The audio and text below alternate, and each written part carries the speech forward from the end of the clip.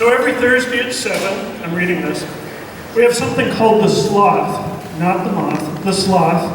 where we give people an opportunity to tell their true 5-minute stories, which means that any one of you can show up on Thursday night, right here in this very room, and tell your own story. Sign up is at 6:45, and we'll give you 6 minutes to tell your story if we're in a good mood, and to remember to bring cookies. So anyway, here's an example of one of our weekly sloth stories, and here we go. I have recently girded my loins and made a number of phone calls to people that I don't often speak to. And I always have to get my courage up to do this because these are the sort of people who may want to ask me a number of uncomfortable questions and might also wish to interrogate me to some extent. Fortunately, these are also the type of people that when they begin talking, you can simply put down the phone and go into the kitchen and make a nice peanut butter and jelly sandwich. And over the course of these calls, I was reminded of a couple of rather unusual friends. You might call them complete and total weirdos, who have both recently moved on to another plane of existence. The first of these was somebody named Jungle John, who I met in high school, and he was always a little strange, but in a good way initially,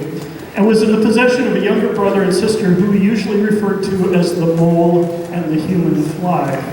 Although at this point I don't remember which was which. John was the black sheep of the family, and as a result he had been relegated to living in his parents' basement, where he would listen to Jethro Tull records and recordings of whale songs and climb aboard his rowing machine each evening and row off to Valhalla. He also had a Swedish mother whose idea of cuisine was a little strange, as I found out on one occasion when I visited John in his parents' house, shortly after he wandered away from one of our less secure mental institutions. And on that particular day, lunch consisted of a slice of toasted Wonder Bread with what appeared to be an assortment of shrimp meticulously arranged on top with some cream poured over it. And as he handed me this, whatever it was on the plate, he explained rather apologetically, "Don't worry, it's food." We left for college the previous fall, and after John had successfully taken 22 hits of acid, we decided one evening to have dinner at Mama's Home Fried Truck Stop, where I made the mistake of ordering a glass of apple strawberry juice, at which point John enthusiastically announced that his favorite juice was mooseberry juice, like they had on the Rocky and Bullwinkle show, which didn't particularly amuse the other people in the restaurant because this was a very serious restaurant, and some of them looked around as if maybe something should be done about this. My more recently departed friend Bruno was an imposing, almost regal figure who wore tinted glasses that were about half an inch thick, and I would often see him strolling around campus wearing a green satin bathrobe, much like an emperor, and usually with a beer in his hand. And when I finally met this Bruno at a friend's birthday party, he proceeded to talk and talk and talk in an extremely entertaining and articulate way, where each word was worth hanging on to, and he soon formed a band called Moose Lodge that would regularly play in the basement of a friend's house where they just happened to have a punk rock club called the Vatican. A few months later, Moose Lodge received an unintentionally hysterical cease and desist letter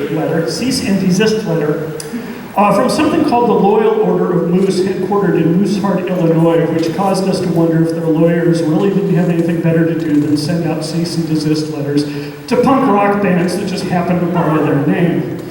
Bruno subsequently moved to San Francisco, and his next band managed to get itself stranded on the Isle of Guam, which is sort of ironic because one of their songs was called Quest for Gilligan. They soon realized they didn't have enough money to get back home, so they spent several more months entertaining the Guamanians, and don't laugh, I looked that up, by playing in a crappy bar in order to raise money for their plane tickets. Farewell, Jungle John and Bruno. And I'm sure that wherever you are at this point is just a little weirder and much more entertaining now that it's been graced by your awesome presence.